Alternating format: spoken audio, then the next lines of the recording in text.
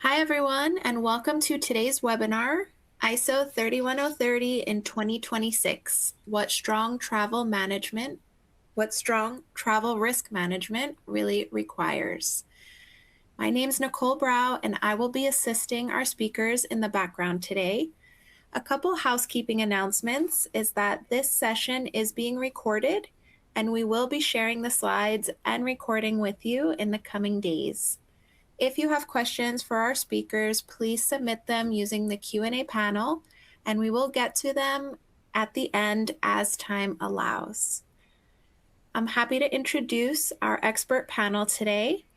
We have Henning Snyman, the Regional Security Director at International SOS, and we are happy to have guest speaker Alan Friedman, the Vice President of Crisis Response at Vital Voices. And in this session today, Henning and Alan will discuss why ISO 31030 still matters today, the risk environment and how it has shifted, talk about uncertainty, and the new duty of care considerations. So with that, I am happy to introduce Henning to get us started. Thank you, Nicole. And thank you for everyone that's joining this afternoon. And 2026 has started. It's definitely been already an eventful year for everyone across the globe.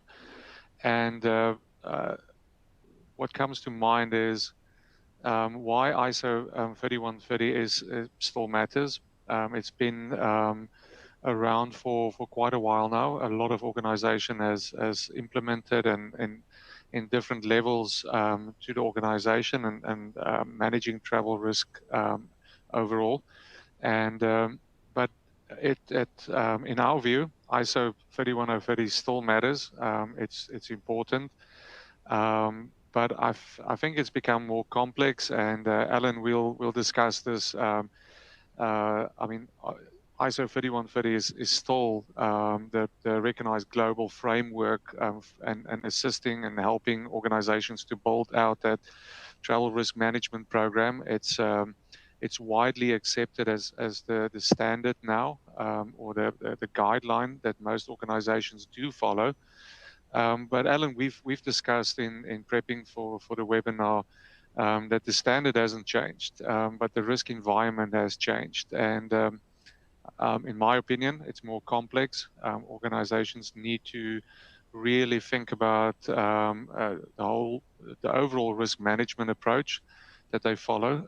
But what's your thoughts on the risk environment that's changing and that's changed? Well, I'd say I wanted to sort of note three things first and get to that question. The first is that I think there are three interlocking areas hitting. The first is that we have a global recognized standard in ISO 31030. That recognized standard really comes out of best practices across the industry as well as the security professional standard. And that's a really important point because it means that we have a recognized framework and starting point and something that is really mature in its implementation. The second point is that it's in some ways it's never been easier or more manageable to implement the standard in the sense that AI itself has changed and sped up, and the technology sped up our ability to create the basic tools, frameworks, and structures of implementation, from core checklists to benchmarking to standardization. So the standard is there, it's clear, and in some ways we have more tools in our ability to implement. But I think the key point here is that the external environment has changed so rapidly, Henning, and it's the example I would give is it's a little bit like your roofer comes and says, you need to spend $100,000. I'm using rough numbers because my math's not great. You have to spend $100,000 on your roof, and you say I don't have it, but patch it for 500, and the next year it's 150,000 because of inflation. That's literally what's happening is our external environment is changing so quickly that organizations have had to use the standard in implementation to create greater adaptability.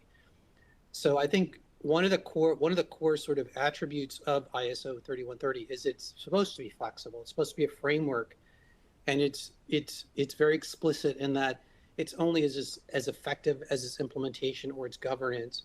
And I think those challenges have only gotten greater, and those challenges have only gotten more significant in how they are challenging enterprises, small enterprises, universities, nonprofits, and how they implement it, which I know we're going to get into. Definitely, and the third point there, organizations are struggling not with the standard, but with applying it in today's world.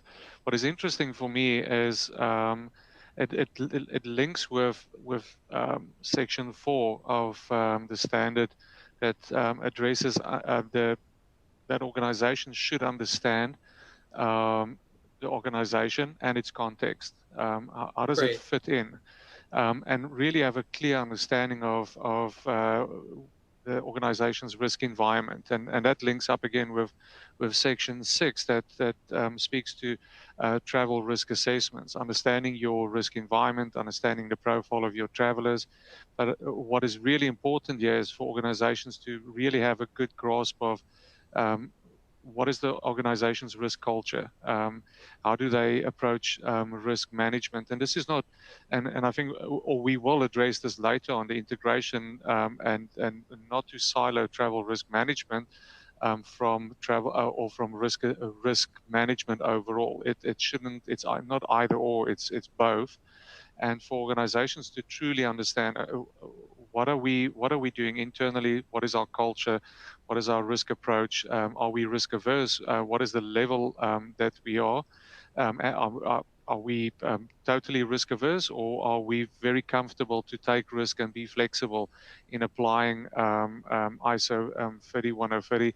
And I think that is the key, where organizations need to be able to flex or to be flexible in the ever-changing operation environment that they find themselves in. I mean, if we just think over the last month, the different escalations and de-escalations that we've seen globally, and how organizations had to really adjust very quickly, and to again and with I mean, for me, speaking to and assisting clients is going from escalation to de-escalate, and having the ability to still do business within those environments. And ISO 31030 definitely assist organizations to do that.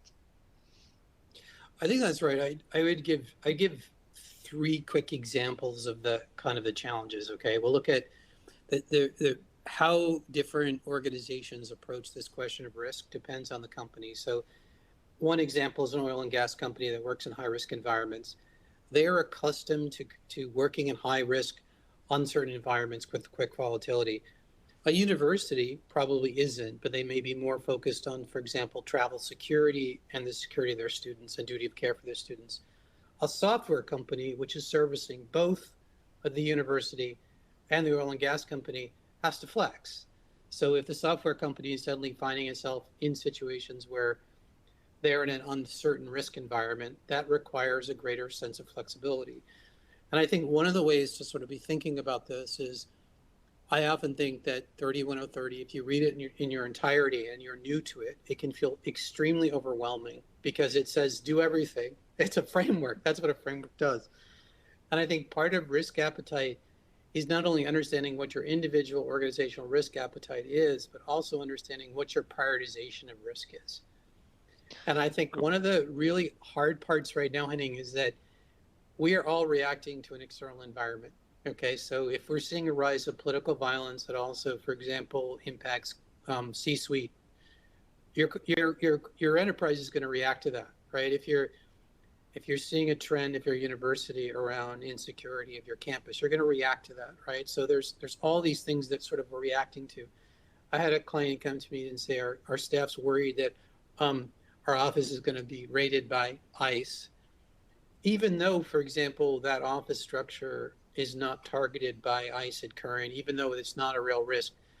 And it requires a conversation that says, okay, let's take a classic conversation that says, let's take a step back and say, okay, well, we've got limited resources.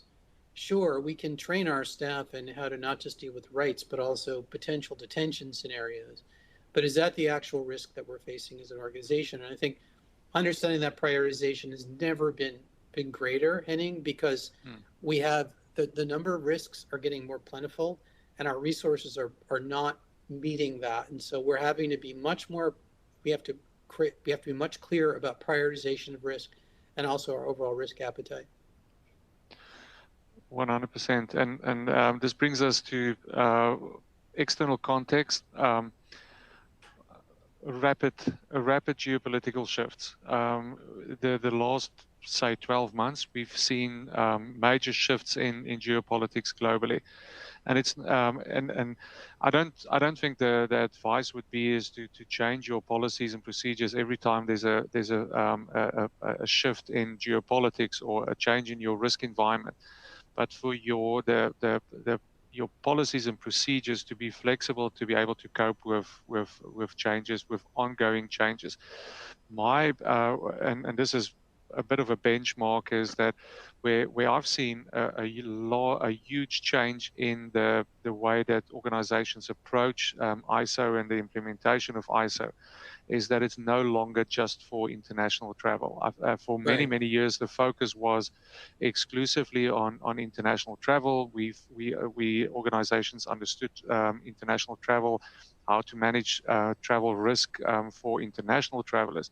But the focus, there's a large shift in understanding that organizations need to have the same standards, the same policies, the same procedures for domestic travel as well, and even wider for the mobile workforce. Is how do you integrate, and that's why the integration of different policies and procedures across your risk management functions should integrate, and the integration should also include the ISO standards and guidelines as well. But border enforcement volatility, I think this has come to the front, and it's not only in the US. I think globally, countries and governments are challenged by volatility. The increase in public event risk that's increasing, and we've seen it with different events globally.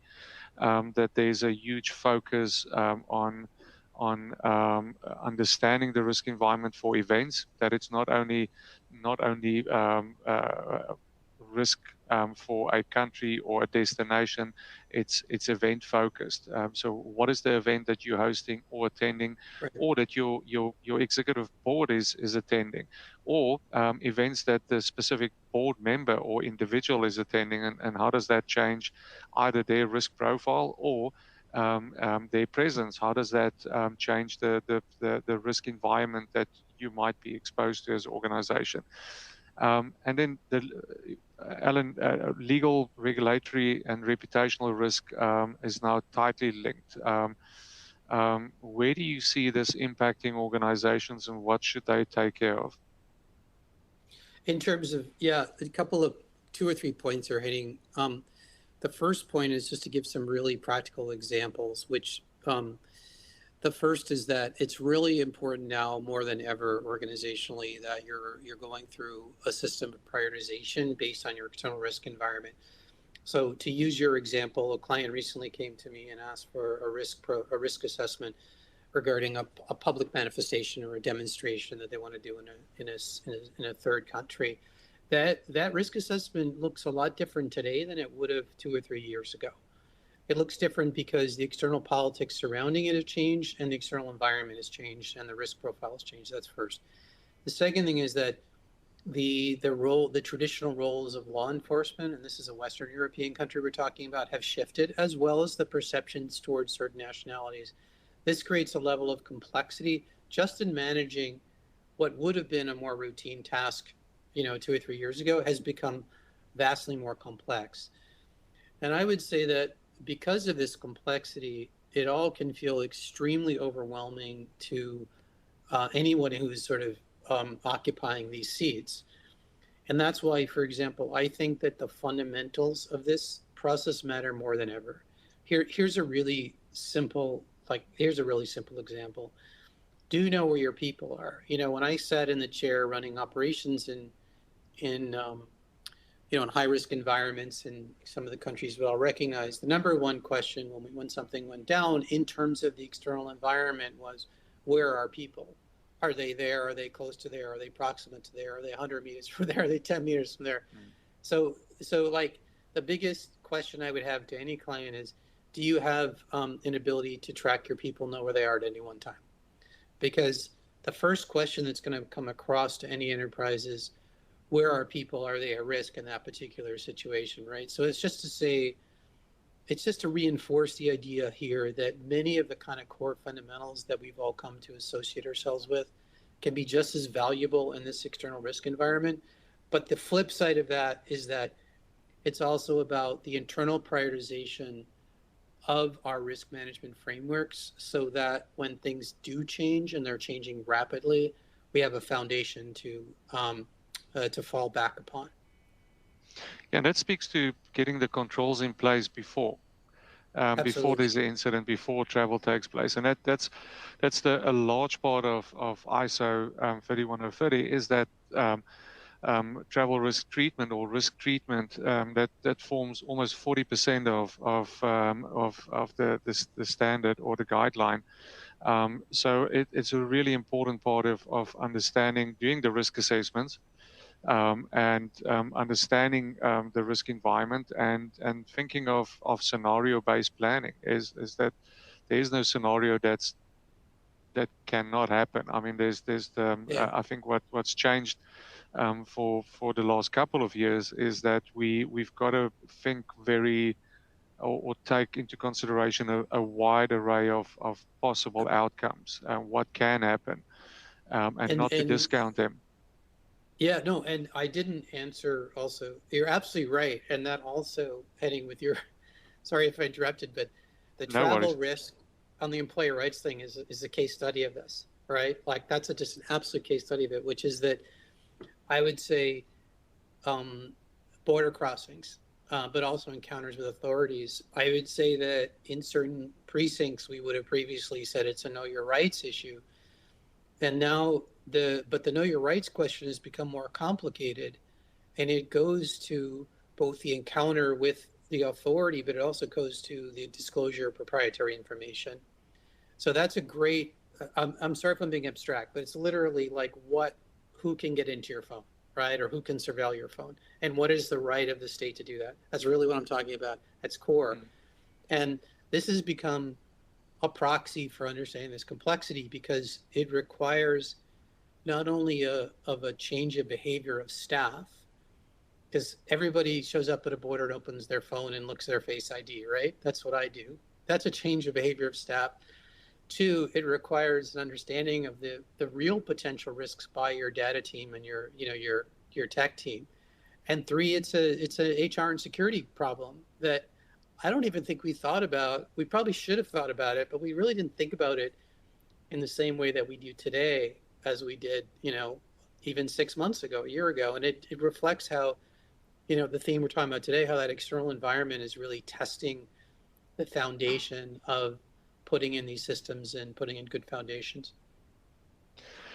And Alan, how do you envisage organizations dealing with this I mean, do you write it into policy and procedures how do you deal with this on a practical level, especially international companies that's got staff members across the globe with very different attitudes and very different culture and very different legal systems, especially when it comes to privacy and I suppose it sits really well with legal, regulatory, and reputational. How do you envisage organizations doing it, and what are you seeing out there? Well, first of all, I would say that this, and I've had to deal with this as a practitioner, Henning, and I approach this question with a lot of humility because it's complex. It's complex because you're dealing with multiple cultures, managing across cultures, dealing with compliance. I mean, it's just a very complex question. So I think I wanted to start there because I wanted to give everybody the benefit of the doubt in saying it's hard to get it absolutely right.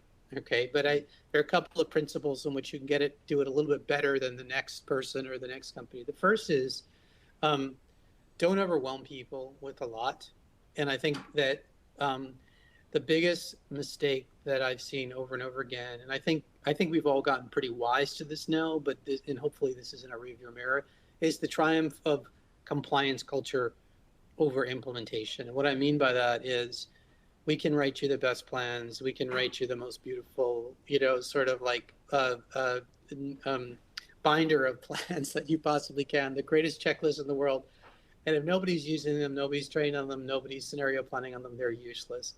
Or you can write 105, I've had this example, write a 150-page plan because it checks a box and nobody looks at it. So, I mean, the first piece is that if you're not practically engaging with your teams in ways that they can relate to, chances are you're not advancing the ball. And that goes to something you referred earlier, which is real-time scenario planning.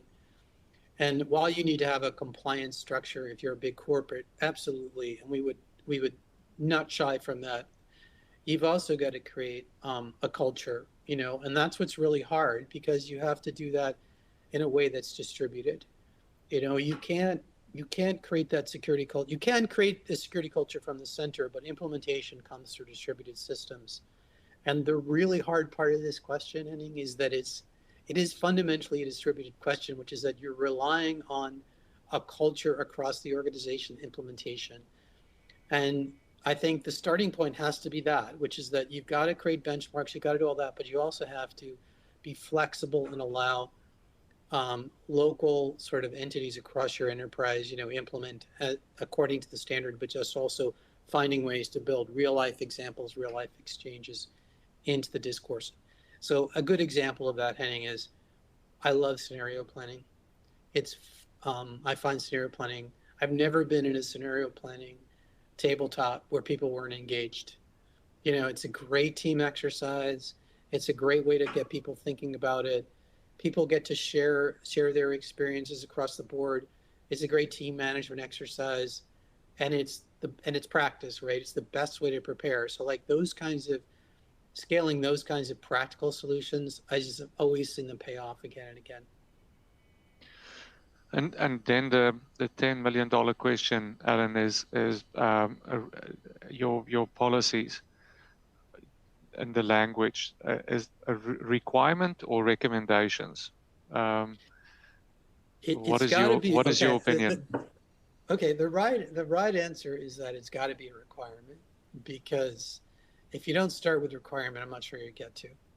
But your standard, but your measurement needs to be in the adoption, I should say, right? So, and the other issue is that the implementation of the standard is not all made equal.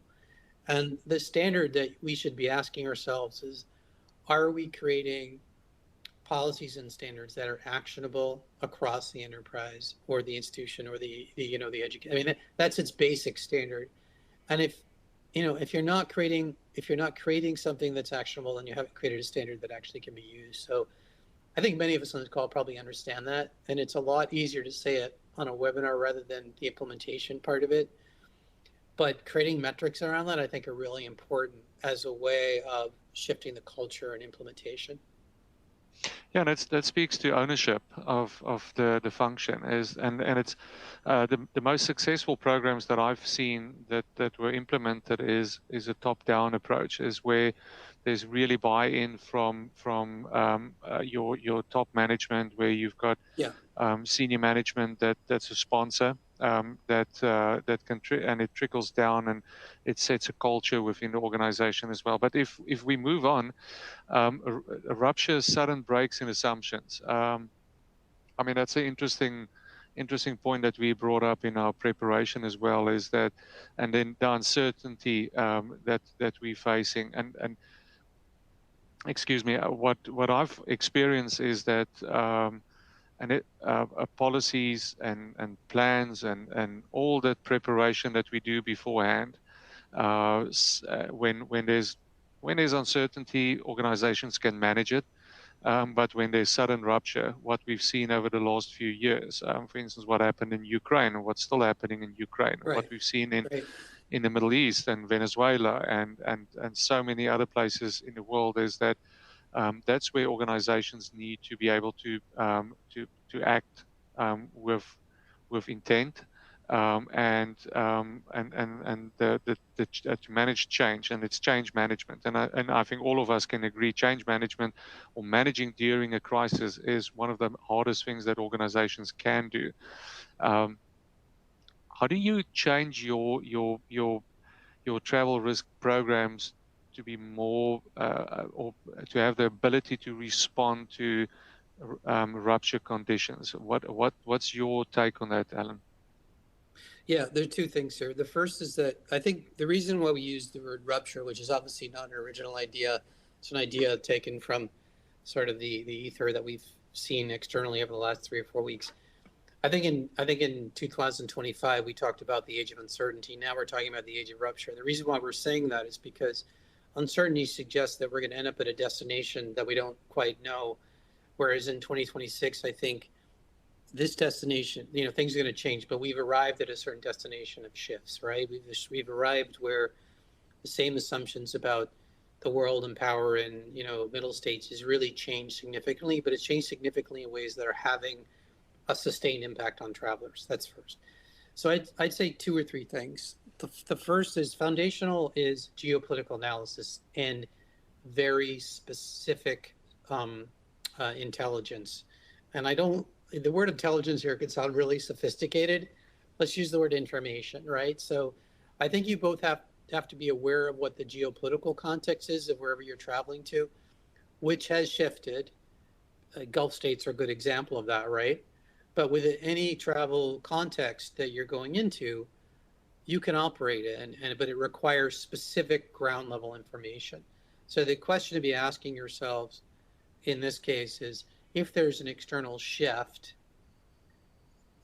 step one is to register that shift and what its impact is. Step two is to say to ourselves, do we still need to operate as a business, critical situation? Do we need to still travel? Usually the answer is yes. So the third question is, do we have specific actionable information, or let's call it intelligence, to where we're going, how we're going to do it, how we're planning that out?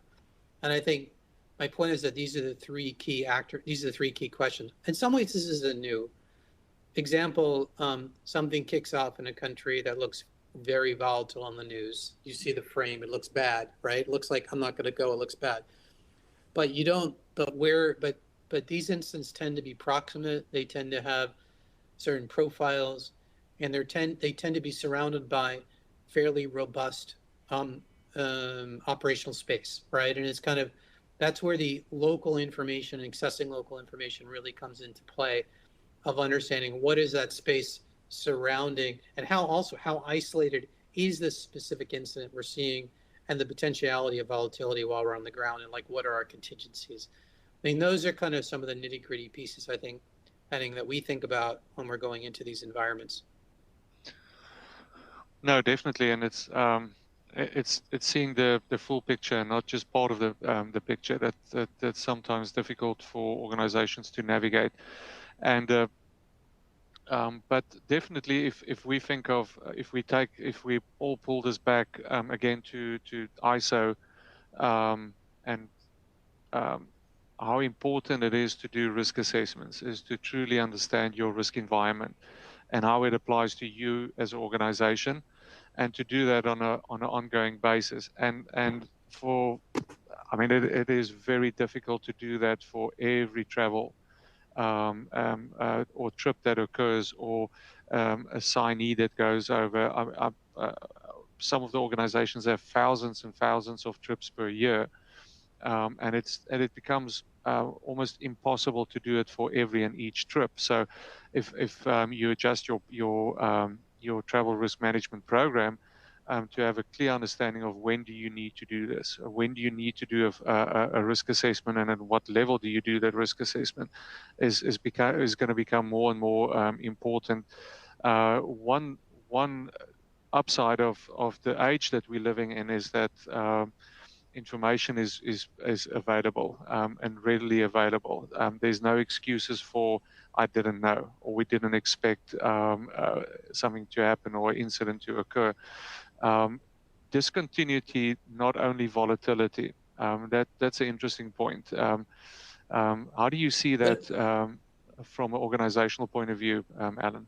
Yeah, the first thing is that the tools have gotten awesome, right? I would say 5, 6, 7 years ago, the tools around, let's say, country briefings were not very helpful in the sense that they were not granular, right? So the first thing is that the first answer to your question is that the systems have gotten a lot better. Our travel, what as ISOS is doing, it's gotten a lot better, right? So there's having your baseline system of travel. Example, I'm going to X country. Here's your country brief. We have a travel tracking system. Like those systems have gotten a lot better. So just being able to have a baseline system that is at or above the industry standard is going to get you a long way towards that, right? So that's the first thing. And you need to have that in place as a baseline. If you don't have that in place, then you're going to be spending a lot of staff time doing the process I just outlined, which is bespoke travel management, which we all love doing, but it's just you can't do it across the enterprise. It's not practical, right? So creating that basic system is really important. I think the second part of that is that with the systems are really good, I think, now in designing escalation, right, and tiers. So, and they're very good at adapting to a geopolitical risk environment. So your information systems and your travel security systems really right now, it's not even state of the art, but sort of industry standard, I think have those components in it, right? Which it has to have that sort of baseline system, but it also has to incorporate in that system, the geopolitical analysis. I mean, this is a big reason. I'm not just saying this because we're on the call. This is a big reason why I'm a fan of ISOS, because we're able to integrate those different pieces, right? And understand how a trend line in Venezuela, for example, I'm going to think of a better example, but that's just the one that comes to mind, or Gulf states better, how that trend line geopolitics in that area is going to have an impact on your just sort of routine travel assessment and when you should escalate, how you're going to escalate your actual travel assessments and risk assessments. 100%. And moving on to the next topic, adoption and maturity are growing. That is something that, working with a lot of organizations globally, there's definitely an understanding and a realization that travel risk management is a dedicated function within organization. It's no longer ad hoc. And the standard also spends a lot of time on managing travel risk, ownership, responsibility, buy-in. It's not an ad hoc function that is just part of your function. It is dedicated to a group or to a person within an organization. But in saying that, I'm still surprised that there's a lot of organizations that does not have a travel risk management function in place, or that it's a very small part of someone's responsibility within the organization. And there is a move towards a dedicated role within an organization to really manage travel risk, and then formal governance models that's replacing the informal processes that we've seen in the past. To your point, where in the past organizations had a spreadsheet with where their people are, and now in most organizations will have a dedicated solution in place that will allow them to know 24/7 where do we have exposure, how do we communicate with travelers, and again I've got to highlight that it's not only international travel, that it's now domestic travel as well. Understanding where's my travelers, for instance, in a US context, where are they in the 50 states that make up the US? It's not only about just traveling overseas or international travel or international assignments. And that's really important that organizations have that foundation really laid out. And one of the points on the slide there is leadership attention increasing to liability exposure. That it's not the function of the travel manager or the function of the security manager. Leadership, and this is where duty of care is really important. Ultimately, the CEO or the president or of an organization, they are the custodians of duty of care, health and safety of all workers, and of when they travel, there's no difference.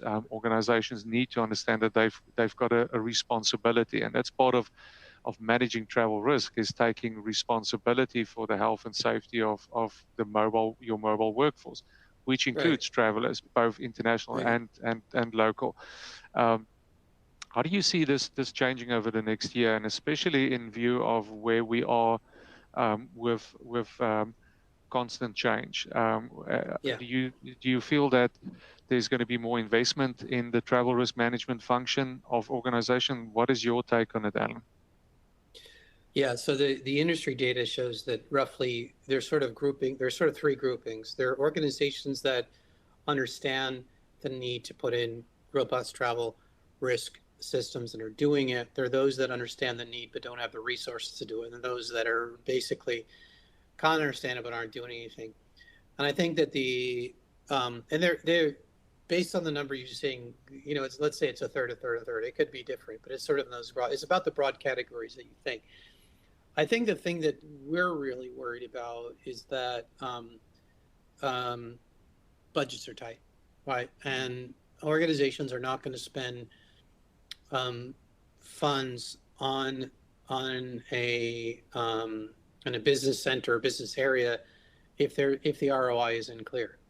And I think that one of the things that we have to really work on, sort of as a sector, is being really explicit on the ROI, because the issue is that risk and this travel risk issue is still abstract, right?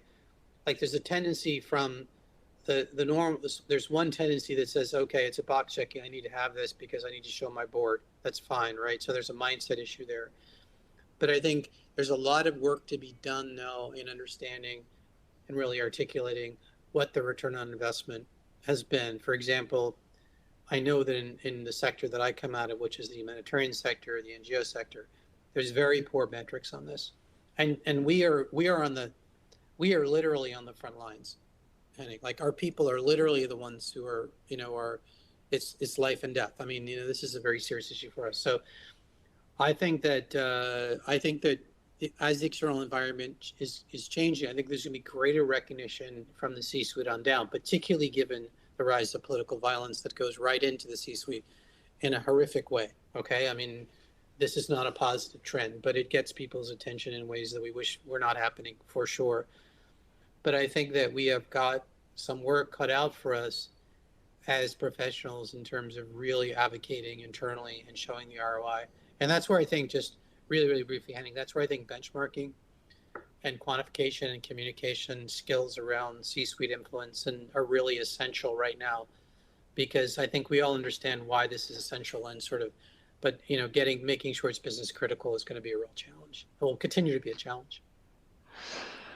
And I can't emphasize more how important benchmarking is, and across all industries, because that's how you're going to be measured. Absolutely. Do you have a successful program in place? How do you how do you benchmark against your industry? What is seen as the baseline of having a program in place? But then, how do you adopt those programs? And I know for my clients, benchmarking is really important to understand what is everyone else doing. A question that we have a lot is if there's an escalation or there's a change in the risk environment, what is everyone else doing? And yes, that's a great starting point, but it's a question that organizations need to answer internally as well. Yes, the industry is doing this, but how does it align with our risk appetite? How does it align with our culture? A question that we get a lot when there's an escalation and there's evacuations on the way, evacuees will phone in and say, or people caught up in the escalations will say, but everyone else is leaving. Why am I not leaving? Why am I staying? And that points to organizations being very clear on where do we stand within this industry, or what is everyone else doing? We've got clients that never leave. We've got clients that's very, very resilient, high risk appetite compared to everyone else, but within their industry, it's the acceptable normal standard. But using benchmarking is really important, understanding even internally how do you use benchmarking, and it's a great way for your board and for your C-level to understand, why are we doing this? Is it because everyone else is doing it? Partly, yes, because that's how you're going to be measured, and you're going to be measured against the ISO, the standard as well, because it is the gold standard right now. How do you see it, Alan? I mean, it's I know I could that's a mouthful. Yep. Yeah. No, there's 2 parts to it, which is one, benchmarking, yes. And I would say that benchmarking has never been more accessible. So, for example, you all have good benchmarking tools at ISOS, but for example, internally, you can create benchmarking tools now through the use of AI and others. So, I mean, there's almost no excuse not to do benchmarking, whether it's using a third party who really knows how to do it or doing it internally. The second thing is that the first benchmark should be, how does my organization stack up vis-a-vis the standard? So that's step 1. Step 2, what I'd recommend after you've done that benchmarking is, well, my organization is this or that, or we're 25% towards the standard, 50% towards the standard, or the things we're implementing, are they really making us more secure? And that second level of benchmarking, which is associated with your risk appetite as well as what risk you want to address, is almost more important. And that is to say that here's a very simplistic example, which I'm sure no organization on this call is experiencing, but let's say you have great governance, but you don't have a travel tracking system. Obviously that's not a risk, that's not creating your approach to travel in a way that's really equated to what the actual risk is. The second part of your observation is a really interesting one, which is the issue of risk appetite when you stay, when you go. And I think what I've found in my experience is that goes to capacity and comfort, and culture. So in other words, not just the systems that you have, but you also have the understanding across the culture from top down that we are staying because we always stay because this is what we do. And I think that's a really important part here, which is that the mindset of risk has to also be integrated across the management structure of your organization. Thank you, Alan. I'm just conscious of time here. Moving towards certification. I think we have questions too, Henning. Didn't want to interrupt, but I just noticed there are some questions. I don't know if, based on timing. Go for it. Yeah, there's definitely certification when it comes to ISO is what organizations want to achieve. Mm-hmm. What I just want to highlight here, and it's fantastic to have a travel risk management program in place and have policies and procedures in place. Right. But you need to walk the walk as well. You've got the program, you've got the program in place, you've got the plans in place and the processes and the policies and the protocols, but how well is it implemented in the organization? From absolutely. And my question to organizations is, if I've got to walk with your traveler from when the decision is made that you've got to travel on behalf of the organization, what does that process look like from pre-travel, during travel, and post-travel? Do you adhere to the standards? And is that can it be audited? Is there a paper trail, for the lack of a better word? But I think it speaks to clear accountability, and that's why the link goes back to how dedicated is the travel risk management function within the organization? Is there someone that is actually accountable for the program? And